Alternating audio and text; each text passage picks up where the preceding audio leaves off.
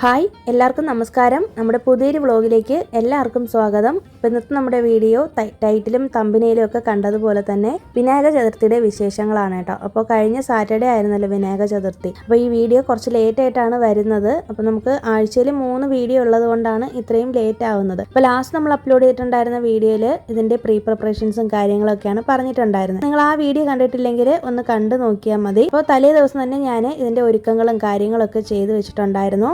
പിറ്റേ ദിവസം രാവിലെ ഒരു 6 മണിയായപ്പോഴത്തേക്ക് ഞാൻ എഴുന്നേറ്റിട്ടുണ്ട്. ശരിക്കും ഞാനൊരു 5 മണിക്ക് എഴുന്നേൽക്കണമെന്ന് വിചാരിച്ചിട്ടാണ് ഇരുന്നത്. പക്ഷേ നൈറ്റ് കിടന്നപ്പോഴത്തേക്ക് ഒരുപാട് ലേറ്റായി പോയേ.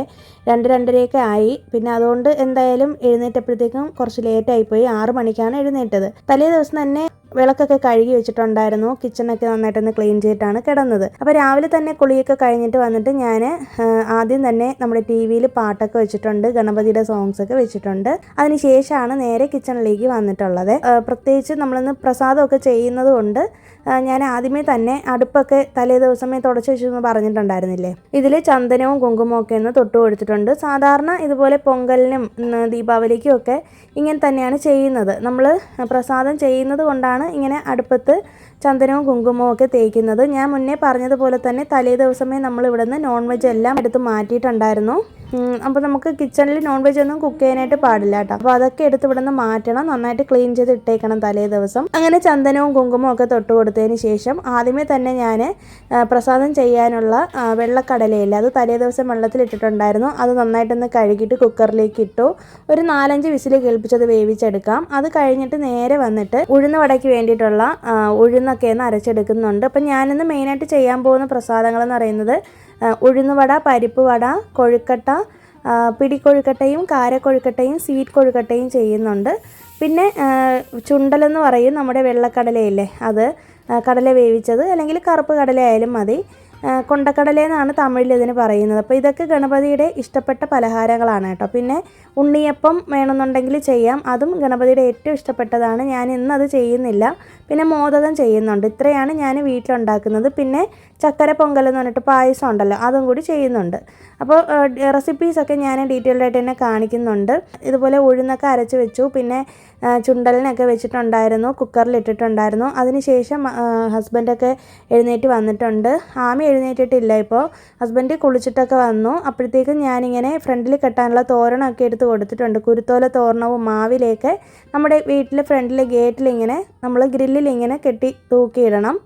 അപ്പോൾ എന്ത് വിശേഷം വന്നാലും തമിഴ്നാട്ടിൽ മെയിനായിട്ട് ഇതൊക്കെ ചെയ്യാറുണ്ട് കേട്ടോ.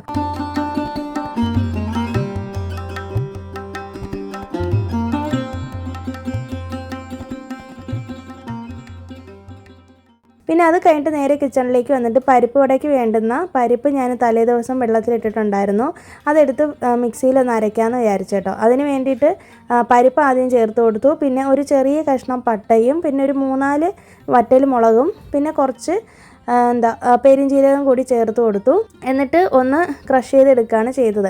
പരിപ്പ് വടയ്ക്ക് ഒരുപാട് അങ്ങോട്ട് അരച്ചെടുക്കണ്ട. പിന്നെ കുറച്ച് ഒരു അരപ്പിടിയോളം നമ്മൾ മുഴുവൻ പരിപ്പും കൂടി ഇതിലിട്ടിട്ടുണ്ട്. പിന്നെ ഞാൻ റെസിപ്പീസൊക്കെ ഒന്ന് സ്പീഡിനാണ് പറഞ്ഞു പോകുന്നത് കേട്ടോ. ഇതിൻ്റെ ഡീറ്റെയിൽഡ് ആയിട്ടുള്ള റെസിപ്പി വേണമെന്നുണ്ടെങ്കിൽ പറഞ്ഞാൽ മതി. ഇനി വരുന്ന ഏതെങ്കിലുമൊക്കെ വ്ളോഗിൽ ഞാൻ ഷെയർ ചെയ്തേക്കാം. അങ്ങനെ പരിപ്പ് വടയ്ക്ക് വേണ്ടുന്ന മാവൊക്കെ ഒരു സൈഡിലേക്ക് സെറ്റാക്കി വെച്ചിട്ടുണ്ട്. പാകത്തിന് ഉപ്പൊക്കെ ഇട്ട് വെച്ചു. അതിനുശേഷം നേരെ നമ്മുടെ കൊഴുക്കട്ട ചെയ്യാൻ വേണ്ടിയിട്ട് മാവൊക്കെ എടുത്ത് വെച്ചിട്ടുണ്ട് കേട്ടോ. അപ്പോൾ അതിന് വേണ്ടിയിട്ട് വെള്ളം ഞാൻ ആദ്യമേ തന്നെ ചൂടാക്കാനായിട്ട് തിളപ്പിക്കാനായിട്ട് വെച്ചിട്ടുണ്ടായിരുന്നു. അപ്പോൾ നമ്മുടെ ഡബിൾ ഹോഴ്സിൻ്റെ പത്തിരിപ്പൊടിയാണ് ഞാൻ എപ്പോഴും മേടിക്കുന്നത്. അപ്പോൾ ഒന്നുകിൽ അമ്മ നാട്ടിൽ നിന്ന് തരുന്ന അരിപ്പൊടി ഉണ്ടായിരിക്കും എൻ്റെ അടുത്ത്, ഇല്ലാന്നുണ്ടെങ്കിൽ ഡബിൾ ഹോഴ്സിൻ്റെതാണ്. എനിക്ക് ഡബിൾ ഹോഴ്സിൻ്റെ പുട്ടുപൊടിയും പത്തിരിപ്പൊടിയൊക്കെയാണ് കേട്ടോ ഇഷ്ടം. അത് കറക്റ്റായിട്ട് നമുക്ക് പെർഫെക്റ്റായിട്ട് തന്നെ കിട്ടും. നന്നായിട്ട് വെള്ളം തിളപ്പിച്ചതിന് ശേഷം പാകത്തിന് ഉപ്പും കൂടി ഇട്ട് കൊടുത്തിട്ട് നമ്മൾ മാവിലേക്കിട്ട് നന്നായിട്ടൊന്ന് കുഴച്ചെടുക്കുന്നുണ്ട്. പിന്നെ പ്രത്യേകിച്ച് ഇതുപോലുള്ള പ്രസാദമൊക്കെ ചെയ്യുന്ന സമയത്ത് കുറച്ച് നെയ്യും കൂടി ചേർത്തിട്ട് ചെയ്യുന്നതാണ് എപ്പോഴും നല്ലത്. കാരണം നമ്മൾ ഭഗവാന് വേണ്ടിയിട്ടാണിത് ചെയ്യുന്നത്. അപ്പോൾ കുറച്ച് നല്ല രീതിയിൽ വൃത്തിയായിട്ട് ചെയ്യാനും അതുപോലെ തന്നെ ഒരു ടേസ്റ്റ് കൂട്ടാനും ഒക്കെ നെയ്യ് ചേർക്കുന്നത് നല്ലതാണ് കേട്ടോ. നെയ്യ് ചേർത്തുള്ള പലഹാരങ്ങൾ ഏത് ഭഗവാന് നമ്മൾ നിവേദ്യമായിട്ട് സമർപ്പിച്ചാലും നല്ല വിശേഷമാണ്. ഇതിനിടയിൽ തന്നെ നമ്മുടെ കൊഴക്കട്ടയ്ക്കുള്ള മാവൊക്കെ കുഴച്ച് വെച്ചിട്ടുണ്ട്. അതിനിടയിൽ തന്നെ നമ്മുടെ ചുണ്ടൽ വെന്ത് വന്നു. പിന്നെ അതിനുശേഷം ആ കുക്കറിൽ നിന്ന് വേറൊരു പാത്രത്തിലേക്ക് മാറ്റിയതിന് ശേഷം പച്ചപ്പയറുണ്ടല്ലോ, അത് ഞാൻ കുറച്ചെടുത്തിട്ട് നന്നായിട്ടൊന്ന് വേവിച്ചെടുക്കാനായിട്ട് വെച്ചിട്ടുണ്ട്. കുക്കറിലൊരു 3-4 വിസിൽ കേൾപ്പിക്കുന്നുണ്ട്. അതിനുശേഷം വേവ് കറക്റ്റാണോ എന്ന് നോക്കിയിട്ട് പിന്നെ വീണ്ടും ഞാൻ വിസിൽ കേൾപ്പിക്കും. അപ്പോൾ ഇതെല്ലാം അടുപ്പത്ത് വെച്ചതിന് ശേഷം ഒന്നും കൂടി ഒന്ന് പുറത്തേക്ക് വന്നിട്ടുണ്ട് കേട്ടോ. അപ്പോൾ നമ്മുടെ വീടിൻ്റെ ഫ്രണ്ടിൽ തലേ ദിവസം തന്നെ നൈറ്റ് കോലമൊക്കെ വരച്ചിട്ടിട്ടുണ്ടായിരുന്നു. പിന്നെ ഞാൻ ക്ലീനിങ്ങും കാര്യങ്ങളൊക്കെ ഇതിന് മുന്നത്തെ വീഡിയോയിൽ ഷെയർ ചെയ്തിട്ടുണ്ട് കേട്ടോ. അതൊക്കെ നിങ്ങൾ കണ്ടില്ലെങ്കിൽ കണ്ട് നോക്കിയാൽ മതി. പിന്നെ ഓണത്തിൻ്റെ ക്ലീനിങ് വീഡിയോ ആയിട്ട് ഞാൻ സെപ്പറേറ്റ് ആയിട്ട് ഇടുന്നില്ല. കാരണം നമ്മുടെ വീട്ടിൽ അങ്ങനെ ക്ലീൻ ചെയ്യാൻ വേണ്ടിയിട്ടൊന്നുമില്ല കേട്ടോ. ജസ്റ്റ് ഒന്ന് അടിച്ച് വാരിയിട്ട് മോപ്പിംഗ് ഒക്കെ ചെയ്തെടുക്കുകയുള്ളൂ. അപ്പോൾ ഓണത്തിൻ്റെ ക്ലീനിങ് വീഡിയോ ആയിട്ട് സെപ്പറേറ്റ് ആയിട്ട് ഞാൻ ചെയ്യുന്നില്ല.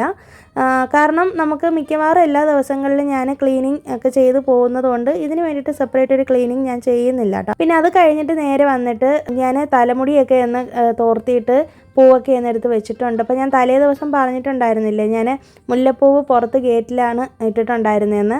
അപ്പോൾ അത് നല്ല ഫ്രഷ് ആയിട്ട് തന്നെ ഇരിപ്പുണ്ട്. രാവിലെ എടുത്തപ്പോഴത്തേക്കും നല്ല മണമായിരുന്നു കേട്ടോ. അപ്പോൾ അത് ഞാൻ തലയൊക്കെ ഒന്ന് കെട്ടിയതിന് ശേഷം പൂവൊക്കെ വെച്ചു. അപ്പോൾ എനിക്ക് തലയിൽ മുല്ലപ്പൂ ചൂടാനായിട്ട് ഭയങ്കര ഇഷ്ടമാണ്. അത് ഇഷ്ടമില്ലാത്ത ഒരു പെൺകുട്ടികളും കാണില്ലല്ലോ. അപ്പോൾ ഞാൻ ചെന്നൈയിലോട്ട് കല്യാണം കഴിഞ്ഞ് വന്നപ്പോഴേ എല്ലാവരും എന്നെ കളിയാക്കുമായിരുന്നു കേട്ടോ, ഡെയിലി ഇങ്ങനെ മുല്ലപ്പൂ വയ്ക്കാമെന്ന്. ഞാനും അങ്ങനെയൊക്കെ പ്രതീക്ഷിച്ചാണ് വന്നത്. പക്ഷേ അങ്ങനെയൊന്നും ഡെയിലിയൊന്നും നമ്മളിവിടെ മുല്ലപ്പൂവും കാര്യങ്ങളൊന്നും വെക്കാറില്ല. ഇതുപോലെ എന്തെങ്കിലും വിശേഷ ദിവസം വരുമ്പോഴാണ് വെക്കുന്നത്. കോളേജിലൊക്കെ പഠിക്കുന്ന സമയത്തൊക്കെ എനിക്ക് ഭയങ്കര ഇഷ്ടമായിരുന്നു. പക്ഷേ ഇവിടെ വന്നപ്പോൾ എനിക്ക് മൈഗ്രെയിൻ്റെ പ്രശ്നമൊക്കെ തുടങ്ങിയതിന് ശേഷം പൂ വയ്ക്കാനായിട്ടും പറ്റുന്നില്ല കേട്ടോ. പിന്നെ അത് കഴിഞ്ഞിട്ട് നേരെ ഹസ്ബൻഡിൻ്റെ അടുത്ത് ഞാൻ പറഞ്ഞു, ഇതുപോലെ നമ്മുടെ വാതിലൊക്കെ ഒന്ന് മഞ്ഞളും കുങ്കുമവും ഒക്കെ ഒന്ന് തൊടിയിക്കാൻ പറഞ്ഞു. നമ്മുടെ വീട്ടിൽ എന്തെങ്കിലും നല്ല കാര്യം വരുമ്പോൾ ഇതുപോലെ നമ്മുടെ വീട് പാല് കാച്ചുന്ന സമയത്തും അതുപോലെ ഓണം ഇതുപോലെ എന്തെങ്കിലും ഫംഗ്ഷനൊക്കെ വരുന്ന സമയത്ത് ഇതുപോലെ നമ്മൾ മഞ്ഞളും കുങ്കുമവും നമ്മുടെ വാതിലുകളിൽ വയ്ക്കുന്നത് ഭയങ്കര നല്ലതാണ്. അതുപോലെ തന്നെ ഇവിടെ തമിഴ്നാട്ടിൽ ഇതുപോലുള്ള പ്രത്യേക ദിവസങ്ങളിൽ അല്ലെങ്കിൽ പൂജ ചെയ്യുന്ന ദിവസങ്ങളിൽ നമ്മുടെ മെയിൻ ഡോറിലെ കട്ടളപ്പടിയില്ലേ, അതിലിങ്ങനെ വാതിലിൻ്റെ ആ ഒരു കട്ടളപ്പടിയിൽ ഇതുപോലെ മഞ്ഞളും കുങ്കുമവും തേച്ച് പിടിപ്പിച്ചിട്ട് ചെറിയ പൊട്ടുകൾ വെച്ച് കൊടുക്കും. ഞാനിപ്പോൾ അതൊന്നും ചെയ്യുന്നില്ല, അങ്ങനെയൊന്നും ചെയ്ത് നമുക്ക് ശീലമില്ല കേട്ടോ. ഞാൻ ജസ്റ്റ് ഡോറിൽ മാത്രമാണ് ഇതുപോലെ മഞ്ഞളും കുങ്കുമൊക്കെ വെക്കുന്നത്. അതിനുശേഷം ഹസ്ബൻഡിനെ കൊണ്ടാണ് ഇതൊക്കെ ചെയ്യിപ്പിച്ചത്. ഞാനും കൂടി പറഞ്ഞു കൊടുത്തു കേട്ടോ. അപ്പോൾ അതിനനുസരിച്ച് ഹസ്ബൻഡ് ചെയ്തു തന്നു. കാരണം എല്ലാം കൂടി എന്നെക്കൊണ്ട് ഒറ്റയ്ക്ക് ചെയ്യാനൊന്നും പറ്റില്ല. അപ്പോൾ ഇത്തരം കാര്യങ്ങളൊക്കെ ഹസ്ബൻഡിനെ കൊണ്ടാണ് ഞാൻ ചെയ്യിക്കുന്നത്. പിന്നെ കിച്ചണിലെ ഫുൾ കാര്യങ്ങൾ ഞാൻ തന്നെയാണ് ചെയ്യുന്നത്. അതിനുശേഷം നേരെ കിച്ചണിലേക്ക് വന്നിട്ട് ഞാൻ വടയ്ക്ക് വേണ്ടിയിട്ടുള്ള സവോളയും ഇഞ്ചിയും പച്ചമുളകും കറിവേപ്പിലയൊക്കെ മൊത്തത്തിൽ അങ്ങോട്ട് കട്ട് ചെയ്ത് വെച്ചിട്ടുണ്ടായിരുന്നു. അതൊക്കെ ഞാൻ പാകത്തിന് ഉഴുന്ന് വടയ്ക്കും പരിപ്പ് വടയ്ക്കും വേണ്ടുന്നതൊക്കെ ഇട്ട് കൊടുത്തിട്ടുണ്ട്. സവോളയൊക്കെ ഒരു മീഡിയം സൈസിലുള്ള സവോളയാണ് എടുത്തിട്ടുണ്ടായിരുന്നത്, ചെറുതായിട്ട് നുറുക്കിയതാണ്. പച്ചമുളകും അതുപോലെ തന്നെ നല്ല ജീരകം, പെരിഞ്ജീരകം ഇതൊക്കെ നമ്മുടെ വടകൾക്ക് ആവശ്യത്തിനനുസരിച്ച് ഇട്ട് കൊടുത്തിട്ടുണ്ട്. പിന്നെ എല്ലാം കൂടിയൊക്കെ ഒന്ന് മിക്സ് ചെയ്ത് എടുത്തിട്ടുണ്ട്. പരിപ്പ് വടയ്ക്കകത്ത് നമ്മൾ പെരിഞ്ജീരകമാണ് ഇട്ടത്. ഉഴുന്ന് വടയ്ക്കകത്ത് നല്ല ജീരകവും കുറച്ച് കുരുമുളകും കൂടി ഇട്ടിട്ടുണ്ടായിരുന്നു, ചതച്ചിട്ട് കൊടുത്തു. പിന്നെ രണ്ടിലും കായപ്പൊടി ചേർത്തു, പാകത്തിന് ഉപ്പ് ചേർത്ത് കൊടുത്തിട്ടുണ്ടായിരുന്നു. പിന്നെ അതിനുശേഷം നേരെ വന്നിട്ട് എണ്ണ ചൂടാക്കാനായിട്ട് വെച്ചിട്ടുണ്ട്. അപ്പം ഞാൻ ഈ ഒരു ഇരുമ്പിൻ്റെ ചട്ടിയിലാണ് വടയൊക്കെ എപ്പോഴും ചുട്ടെടുക്കുന്നത്. പ്രത്യേകിച്ച് ഇതുപോലുള്ള ഫെസ്റ്റിവൽ ടൈം വരുമ്പോൾ മാത്രമാണ് ഞാൻ കൂടുതലായിട്ട് ഇപ്പോൾ ഈ ഒരു ഇരുമ്പ് ചട്ടി യൂസ് ചെയ്യുന്നത് കേട്ടോ. പെട്ടെന്ന് തന്നെ നന്നായിട്ട് മൊരിഞ്ഞ് കിട്ടുകയും ചെയ്യും. എനിക്ക് ആദ്യമൊക്കെ ഉഴുന്നോടെ ഉണ്ടാക്കാനായിട്ട് ഭയങ്കര ബുദ്ധിമുട്ടായിരുന്നു കേട്ടോ. അപ്പോൾ എൻ്റെ കൈ കൊണ്ട് ഇത് എങ്ങനെയെങ്കിലും ചെയ്ത് പഠിക്കണം, എനിക്കിത് പെർഫെക്റ്റ് ആയിട്ട് ഉണ്ടാക്കി എടുക്കണമെന്ന് ഞാനങ്ങനെ കുറേ തവണ ട്രൈ ചെയ്തിട്ട് ലാസ്റ്റ് ശരിയായൊരു ഐറ്റമാണിത്. ഇപ്പോൾ എനിക്ക് നല്ല സ്പീഡിന് ചെയ്യാനായിട്ട് കഴിയുന്നുണ്ട്. പിന്നെ മാത്രമല്ല പ്രാക്ടീസ് ചെയ്ത് വരുമ്പോൾ നമുക്ക് അതിനോടൊരു ഇൻട്രസ്റ്റ് വരും. അങ്ങനെയാണ് ഞാൻ ഈ ഒരു ഉഴുന്നോടെ ചെയ്യാനായിട്ട് പഠിച്ചത് കേട്ടോ. പിന്നെ നമ്മുടെ വിനായക ചതുർത്ഥിക്ക് നമ്മുടെ വീട്ടിൽ തന്നെ നമ്മൾ സ്വന്തമായിട്ട് കൈകൊണ്ട് ഉണ്ടാക്കിയ പ്രസാദങ്ങൾ വെക്കുന്നത് ഏറ്റവും വിശേഷമാണ്. ചിലരൊക്കെ പുറത്തുനിന്ന് സ്വീറ്റ്സും ഒക്കെ വാങ്ങി വെക്കാറുണ്ട്. പക്ഷേ ഞാനും ആദ്യമൊക്കെ അങ്ങനെ തന്നെ ആയിരുന്നു കേട്ടോ. കല്യാണം കഴിഞ്ഞ ടൈമിലൊക്കെ അന്നൊന്നും എനിക്ക് ഇത്രയൊന്നും അറിയില്ലായിരുന്നു. പിന്നെ ആയപ്പോൾ ഓരോന്നായിട്ട് പഠിച്ച് ഓരോ വർഷവും ഓരോ പ്രസാദം ഇങ്ങനെ കൂടുതലായിട്ട് ചെയ്ത് ഇപ്പോൾ ലാസ്റ്റ് ഇത്രയും കാര്യങ്ങളാണ് ഞാൻ 2-3 വർഷമായിട്ട് ചെയ്തു വരുന്നത്. പിന്നെ ഇതിനിടയിൽ തന്നെ ഉഴുന്ന് വടയ്ക്ക് വേണ്ടിയിട്ട് വെച്ചിട്ടുണ്ടായിരുന്നല്ലോ, അതിനിടയിൽ നമ്മുടെ കൊഴുക്കട്ടയ്ക്ക് വേണ്ടുന്ന തേങ്ങയും ഇതൊക്കെ ചിരകിയിട്ടുണ്ടായിരുന്നു. പിന്നെ അതിൽ ശർക്കരയൊക്കെ ഇട്ട് മിക്സ് ചെയ്ത് എടുത്തു. പിന്നെ ഇത് നമ്മൾ എല്ലാം കുറേശ്ശെയാണ് ഉണ്ടാക്കുന്നത്, കാരണം നമുക്കിവിടെ കഴിക്കാൻ ആൾ കുറവാണ്, നമ്മൾ 3 പേരാണ് ഉള്ളത്. പിന്നെ മാത്രമല്ല നമുക്കിപ്പോൾ പ്രസാദമായിട്ട് ഗണപതിക്ക് വെക്കാനും വളരെ കുറച്ച് മതിയല്ലോ, അതുകൊണ്ട് ഒരുപാട് അങ്ങോട്ട് ഉണ്ടാക്കി കളയണ്ടെന്ന് വിചാരിച്ചിട്ടാണ് കുറേശ്ശെ ചെയ്യുന്നത്. അപ്പോൾ കൊഴുക്കട്ടയ്ക്ക് വേണ്ടുന്നത് ഞാൻ ആവിയിൽ വെക്കാനായിട്ട് വെച്ചിട്ടുണ്ട്. അതിനിടയിൽ തന്നെ പരിപ്പ് വടയ്ക്കുള്ള മാവ് റെഡിയാക്കി വെച്ചിട്ടുണ്ടായിരുന്നു, അതൊക്കെ ചെയ്യുന്നുണ്ട്. അപ്പോൾ അതൊക്കെ പരിപ്പ് വടയ്ക്ക് വേണ്ടിയിട്ട് ഇത് എണ്ണയിലേക്ക് വറുത്ത് കോരാനായിട്ട് ഇട്ടിട്ടുണ്ട്. പിന്നെ ഇത് സ്വീറ്റ് കൊഴുക്കട്ടയാണ്. സ്വീറ്റ് കൊഴുക്കട്ട എന്ന് പറയുമ്പോൾ നമ്മൾ സാധാരണ വീട്ടിലൊക്കെ ഉണ്ടാക്കാറില്ലേ വൈകുന്നേരത്തെ ചായ കുടിക്ക് വേണ്ടിയിട്ട്, അതിന് വേണ്ടിയിട്ടുള്ളതാണ്. അപ്പോൾ നമ്മുടെ ഗണപതി ഭഗവാന് ഏറ്റവും ഇഷ്ടമാണ് ഇതുപോലെ കൊഴുക്കട്ടയൊക്കെ എന്ന് പറയുന്നത്. പിന്നെ വിനായക ചതുർത്ഥിയുടെ പ്രത്യേകത എന്ന് പറയുമ്പോൾ നിങ്ങൾക്ക് അറിയാമായിരിക്കുമല്ലോ, അത് ശിവൻ്റെയും പാർവതി ദേവിയുടെയും ഓമനപുത്രനാണ് ഗണപതി. അപ്പോൾ ഗണപതിയുടെ പിറന്നാളാണ് നമ്മൾ വിനായക ചതുർത്ഥിയായിട്ട് ആഘോഷിക്കുന്നത്.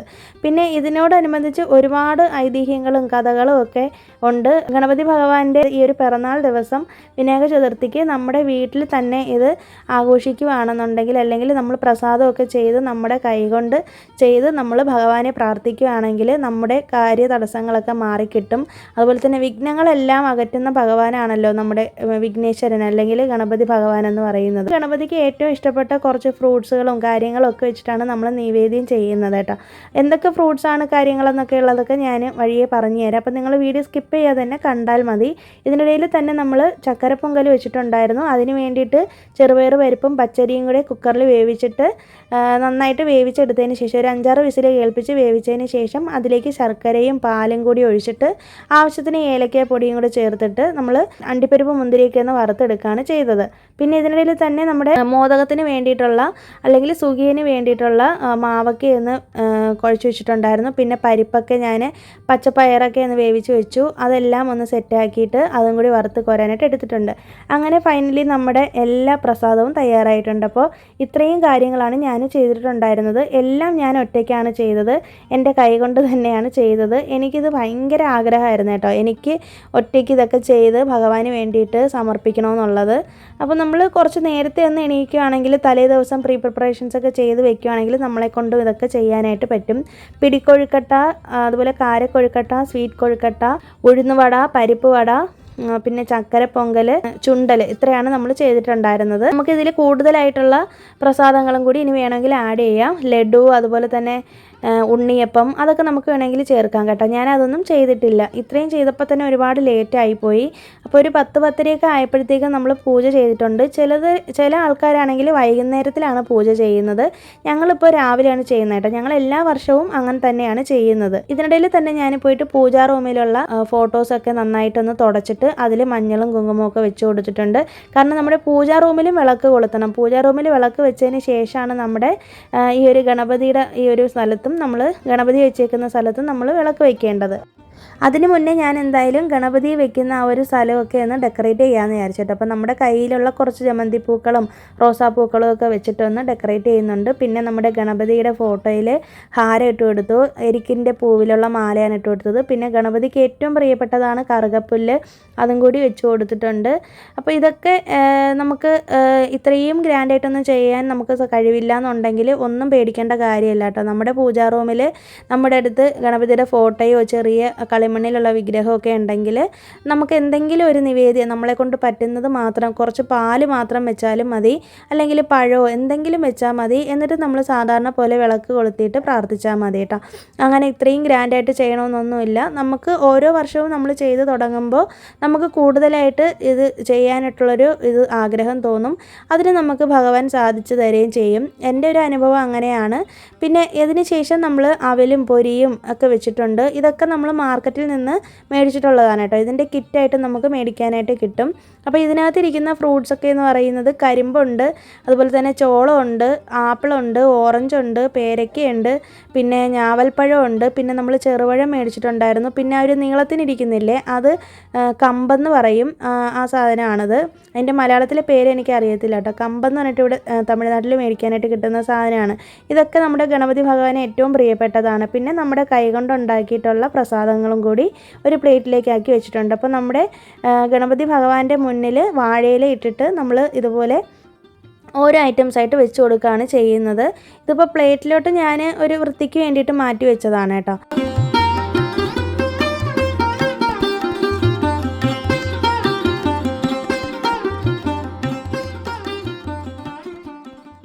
പിന്നെ അത് കഴിഞ്ഞിട്ട് നേരെ നമ്മൾ വന്നിട്ട് വിളക്കിൽ എണ്ണയൊക്കെ ഒന്ന് ഒഴിച്ചിട്ടുണ്ട്. അപ്പോൾ 2 കുത്തുവിളക്ക് 2 സൈഡിലായിട്ട് വെച്ചിട്ടുണ്ട്. രണ്ടിലും ഞാൻ 5 തിരിയിട്ടാണ് വിളക്ക് വയ്ക്കുന്നത്. കാരണം ഇന്ന് വിശേഷ ദിവസം ആയതുകൊണ്ട്. അതിന് മുന്നേ തന്നെ നമ്മുടെ പൂജാ റൂമിൽ വിളക്ക് വെക്കണം. ആദ്യം നമ്മൾ പൂജാ റൂമിലാണ് വിളക്ക് വയ്ക്കേണ്ടത്. അതിനുശേഷമാണ് നമ്മുടെ ഗണപതി ഭഗവാന്റെ മുന്നിൽ വിളക്ക് തെളിയിക്കേണ്ടത്. അപ്പോൾ ഞാൻ ഇതിന് വേണ്ടിയിട്ട് കൊടിവിളക്ക് ഞാൻ നേരത്തെ മേടിച്ചിട്ടുണ്ടായിരുന്നു. നമ്മുടെ ഒരു സബ്സ്ക്രൈബർ ചേച്ചി പറഞ്ഞു തന്നതാണ് തീപ്പെട്ടിയിൽ നിന്ന് നേരിട്ട് വിളക്ക് വയ്ക്കാൻ പാടില്ല എന്ന്. അങ്ങനെ ഞാൻ ഇടയ്ക്ക് വെച്ച് തന്നെ കൊടിവിളക്ക് മേടിച്ചിട്ടുണ്ടായിരുന്നു കേട്ടോ. അപ്പോൾ അത് വെച്ചിട്ടാണ് ഇപ്പോൾ വിളക്കൊക്കെ വയ്ക്കുന്നത്. പിന്നെ അതിനുശേഷം ഒന്ന് ആരതിയൊക്കെ ഒന്ന് ഒഴിഞ്ഞു. പിന്നെ അതിനുശേഷം കർപ്പൂരമൊക്കെ ഒന്ന് കത്തിച്ചു. പിന്നെ ദീപധൂപ ആരാധനയെല്ലാം ചെയ്തു. ഇതൊക്കെ ചെയ്യുമ്പോൾ നമ്മുടെ വീടിനുള്ളിൽ ഭയങ്കര പോസിറ്റീവ് എനർജിയാണ്. മാത്രമല്ല നമുക്ക് പുതിയ പുതിയ കാര്യങ്ങൾ നമ്മൾ ചെയ്ത് തുടങ്ങുമ്പോൾ നമ്മുടെ വീടിനുള്ളിൽ വല്ലാത്തൊരു ഐശ്വര്യമാണ് കേട്ടോ. പിന്നെ നമ്മുടെ ഗണപതി ഭഗവാന് വേണ്ടിയിട്ട് ഇതെല്ലാം സമർപ്പിച്ച് നമ്മൾ പൂജ ചെയ്ത് പ്രാർത്ഥിക്കുന്നുണ്ട്. നമ്മുടെ തടസ്സങ്ങളെല്ലാം മാറ്റി നമുക്ക് എല്ലാവർക്കും നല്ലത് മാത്രം വരുത്തണേ എന്നൊക്കെ പറഞ്ഞിട്ട് പ്രാർത്ഥിച്ചു. അപ്പോൾ ഞങ്ങളുടെ പ്രാർത്ഥനയൊക്കെ കഴിഞ്ഞതിന് ശേഷം നേരെ വന്നിട്ട് ഞങ്ങൾ ഭക്ഷണം കഴിക്കുന്നുണ്ട്. അപ്പോൾ ആദ്യം പൂജ ചെയ്ത് കഴിഞ്ഞതിന് ശേഷമാണ് നമ്മൾ ഭക്ഷണം കഴിക്കുന്നത്. പിന്നെ ഇതിൻ്റെ ഞാൻ പറയാൻ വിട്ടുപോയ കാര്യം, ഹസ്ബൻഡാണ് ഇതുപോലെ വീട്ടിലുള്ള മുതിർന്ന ആൾക്കാർ ആരെങ്കിലും ഉണ്ടെങ്കിൽ അവരാണ് ഇതുപോലെ തേങ്ങ ഉടച്ച് ഗണപതിക്ക് വെക്കേണ്ടത്. വിളക്ക് കൊളുത്തതിന് ശേഷമാണ് ഞങ്ങൾ തേങ്ങ ഉടച്ച് വെക്കുന്നത് കേട്ടോ.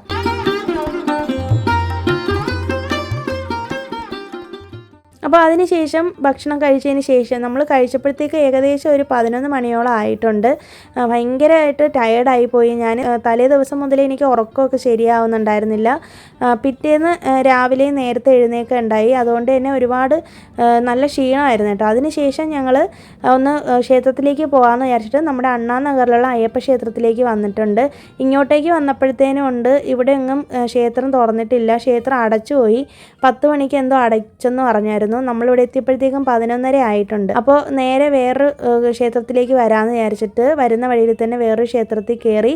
അപ്പോൾ ഹസ്ബൻഡ് എന്നോട് പറഞ്ഞു, ഇനിയിപ്പോൾ എന്തായാലും വീട്ടിൽ പോയിട്ട് ഭക്ഷണമൊന്നും ഉണ്ടാക്കണ്ട, നമുക്ക് ഇനിയിപ്പോൾ ഉച്ചയ്ക്കുള്ള ലഞ്ച് പുറത്തുനിന്ന് കഴിക്കാമെന്ന് വിചാരിച്ചു കേട്ടോ. അങ്ങനെ കാരണം എല്ലാം കൂടി എന്നെ കൊണ്ട് ചെയ്യാനായിട്ട് പറ്റില്ലല്ലോ. അതുകൊണ്ടാണ് ഇത്രയും തന്നെ ഒരുപാട് ജോലി ചെയ്തത് കൊണ്ട് ഞങ്ങൾ പുറത്ത് വന്നിട്ട് ഭക്ഷണം കഴിക്കുകയാണ് ചെയ്തത്. വിനായക ചതുർത്ഥിയോടനുബന്ധിച്ച് ഞാൻ കേട്ടിട്ടുള്ളൊരു കഥയെന്ന് പറയുന്നത്, നമ്മൾ അന്നത്തെ ദിവസം ചന്ദ്രനെ കാണാൻ പാടില്ല എന്ന് പറയും. കാരണം ഗണപതി ഭഗവാന്റെ ജന്മദിന ആഘോഷം കഴിഞ്ഞിട്ട് ഈ ഭക്ഷണമൊക്കെ കഴിച്ചുകൊണ്ടിരുന്ന സമയത്ത് എന്തോ മോദകം എന്തോ തറയിൽ വീണു. അങ്ങനെ അത് കണ്ടിട്ട് വീണ്ടും ഭഗവാൻ എടുത്ത് കഴിക്കുകയുണ്ടായി. അപ്പോൾ ആരും കണ്ടില്ല എന്ന് വിചാരിച്ചിട്ട് ഭഗവാൻ ഇങ്ങനെ ഇരുന്നപ്പോഴത്തേക്കുണ്ട് ഭയങ്കര സന്തോഷത്തിലായിരുന്നു ഗണപതി. അപ്പോൾ ഇങ്ങനെ ആരും കണ്ടില്ല എന്നുള്ള സന്തോഷത്തിൽ ഇങ്ങനെ വലിയ കാര്യത്തിൽ ഇരുന്നിട്ട് മേലോട്ട് നോക്കിയപ്പോഴത്തേക്കും ഉണ്ട് മേലെ നിന്നിട്ട് ചന്ദ്രൻ കാണുന്നുണ്ടായിരുന്നു ഇതൊക്കെ. അങ്ങനെ ചന്ദ്രൻ ഗണപതിയെ നോക്കി കളിയാക്കി ചിരിച്ചു. അങ്ങനെ ഗണപതി ചന്ദ്രനെ ശപിച്ചിട്ട് പറഞ്ഞത്, ഇന്നത്തെ ദിവസം അതായത് എൻ്റെ ജന്മദിനത്തിൻ്റെ അന്ന് ഇതുപോലെ ചന്ദ്രനെ കാണുന്ന ആളുകൾ ദുഷ്പേര് കേൾക്കട്ടെ എന്ന് പറഞ്ഞിട്ട് ശപിച്ചു എന്നുള്ള അങ്ങനെ ഒരു കഥ ഞാൻ കേട്ടിട്ടുണ്ട്. ഇത് കറക്റ്റായിട്ടുള്ള കഥയാണോ എന്ന് എനിക്ക് അറിയത്തില്ല. ഞാൻ കേട്ടിട്ടുള്ളൊരു കഥ ഇതാണ്. നിങ്ങൾക്ക് ഇതിനെക്കുറിച്ച് കൂടുതൽ കഥ അറിയാമെങ്കിൽ തീർച്ചയായിട്ടും കമൻറ്റ് ചെയ്തേക്കണേ. ഇത്രയൊക്കെയുള്ളൂ ഇന്നത്തെ വീഡിയോയിലെ വിശേഷങ്ങൾ. പുതിയൊരു വീഡിയോ നമുക്ക് വീണ്ടും കാണാം. അതുവരേക്കും എല്ലാവർക്കും ബൈ. Thanks for watching.